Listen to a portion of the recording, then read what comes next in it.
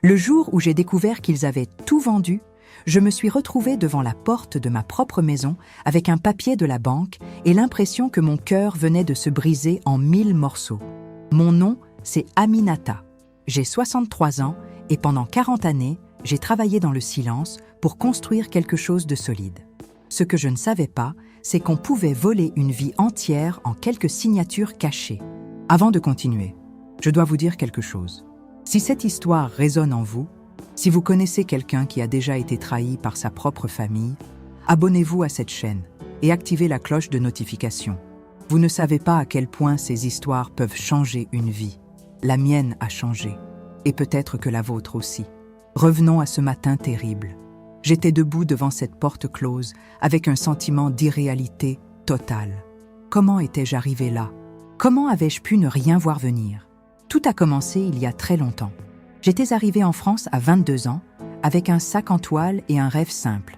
Donner une vie meilleure à mes enfants. Je venais de Dakar, du quartier de Médina, là où les rues sentent le poisson grillé et où les femmes portent des bassines sur la tête en chantant. Mon mari, Ibrahima, était un homme bon mais faible. Il travaillait dans une usine de textile à Aubervilliers. Moi, je faisais des ménages.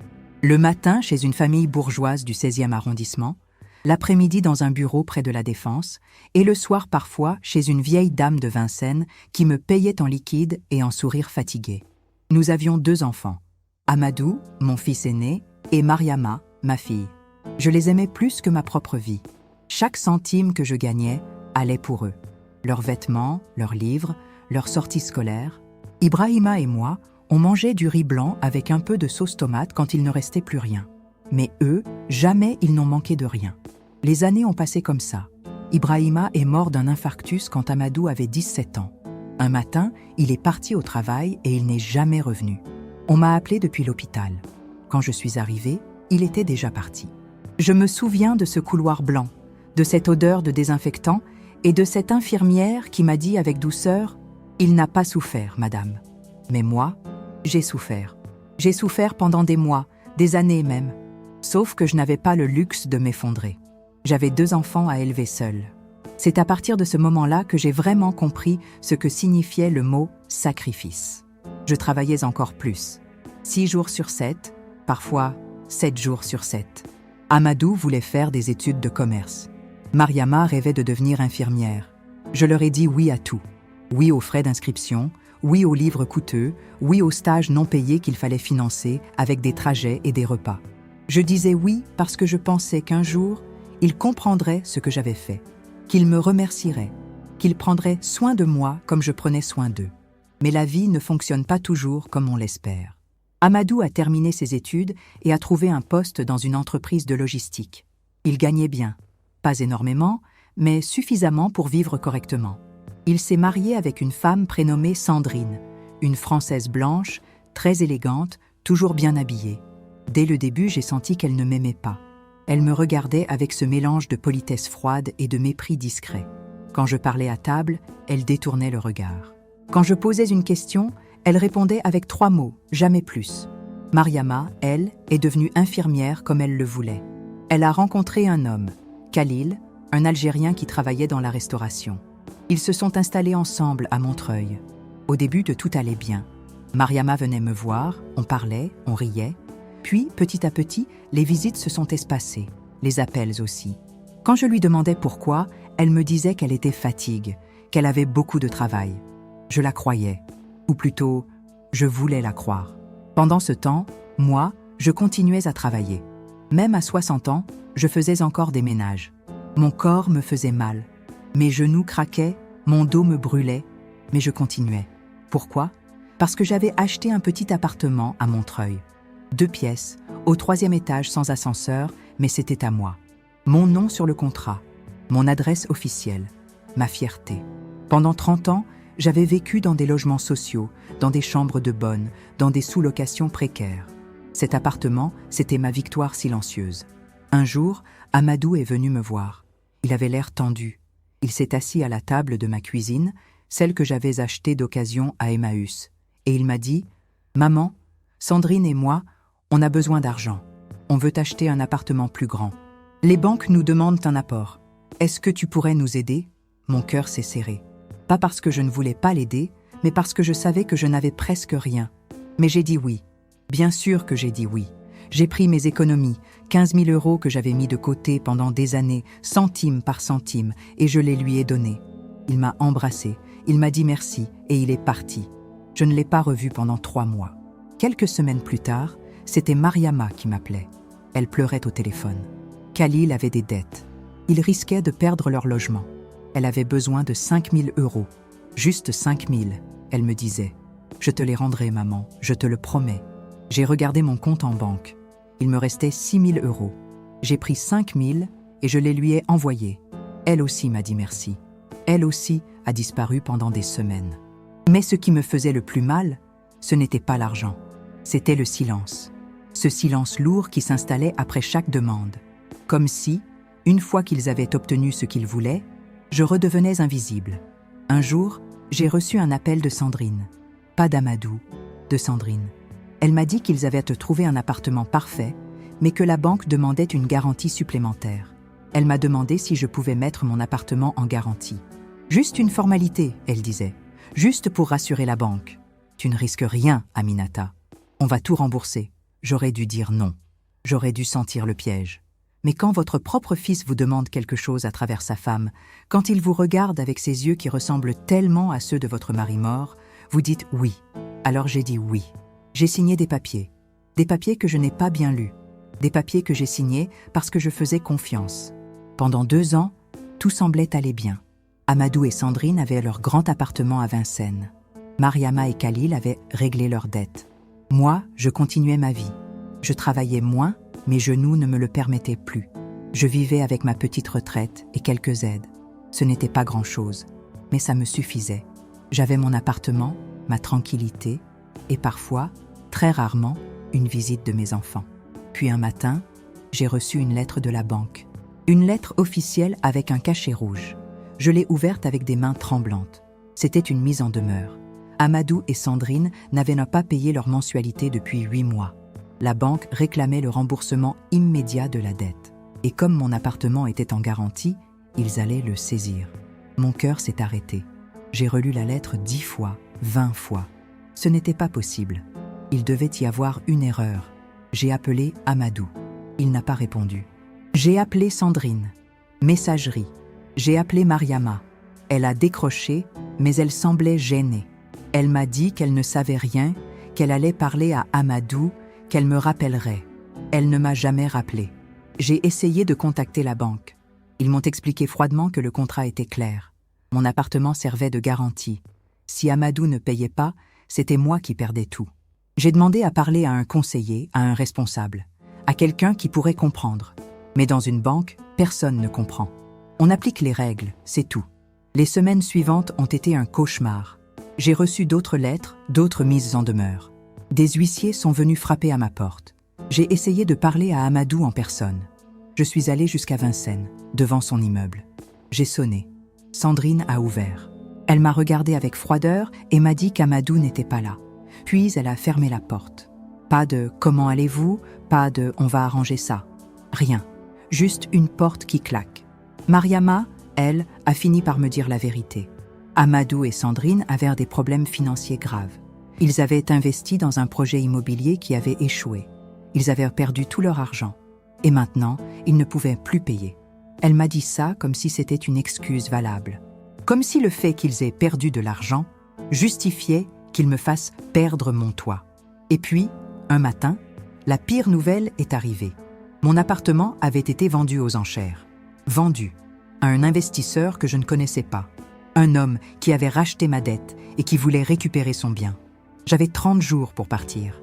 30 jours pour quitter le seul endroit qui était vraiment à moi. Je me suis effondrée, littéralement. Je suis tombée sur le sol de ma cuisine et j'ai pleuré pendant des heures.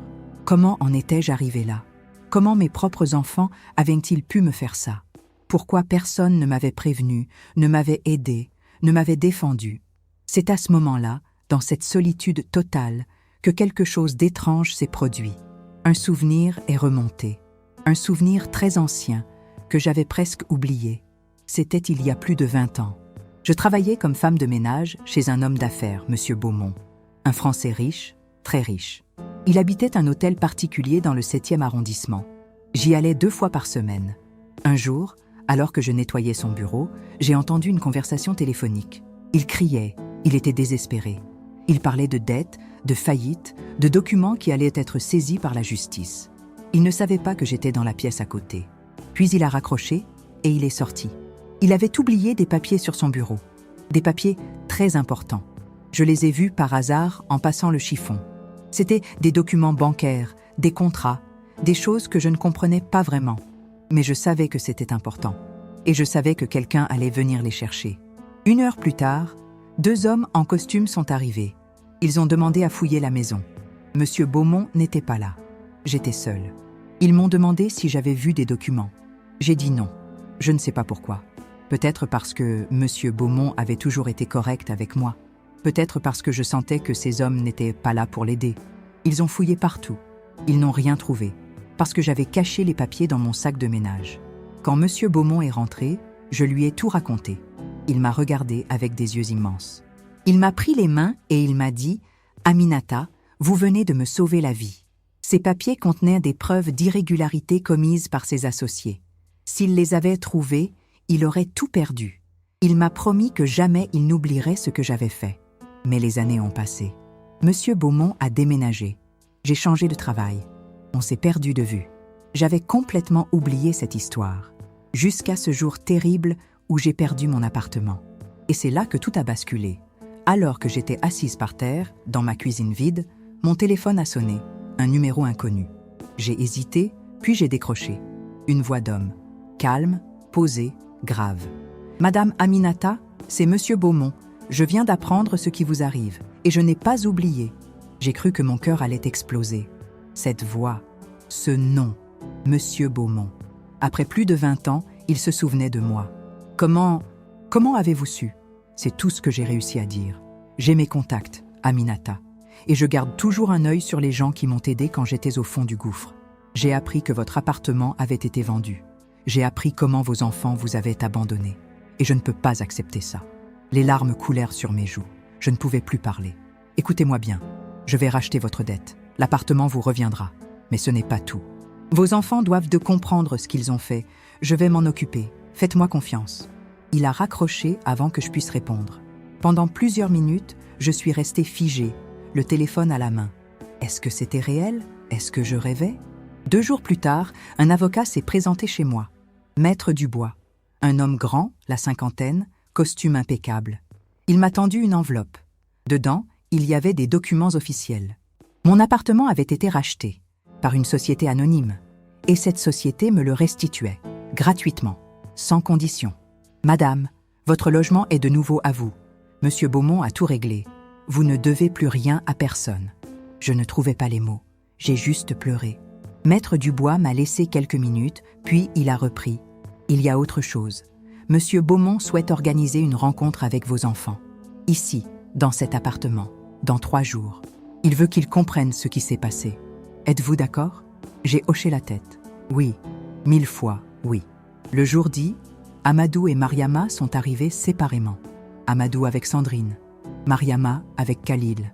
Ils avaient l'air confus, mal à l'aise. Ils ne savaient pas pourquoi on les avait convoqués ici. Maître Dubois était présent. Et un autre homme, un homme que je ne connaissais pas. Grand, cheveux gris, regard dur. Il s'est présenté comme étant Monsieur Beaumont. Il avait vieilli, bien sûr, mais je l'ai reconnu. Ce regard droit, cette autorité naturelle. Il s'est assis face à mes enfants. Moi, j'étais debout près de la fenêtre. Je ne voulais pas les regarder en face. « Bonjour, je suis Paul Beaumont. Vous ne me connaissez pas, mais je connais très bien votre mère. Il y a plus de 20 ans, elle m'a sauvée d'une ruine totale. Elle a pris un risque énorme pour moi. Elle n'avait aucune obligation de le faire. Mais elle l'a fait, par bonté, par intégrité. » Amadou et Mariama écoutaient en silence. Sandrine regardait ses ongles. Khalil fixait le sol. « Votre mère a perdu son appartement à cause de vous, à cause de votre irresponsabilité et de votre ingratitude. Elle a signé des papiers pour vous aider. Et vous l'avez abandonnée. Vous ne l'avez même pas prévenue que vous ne payiez plus.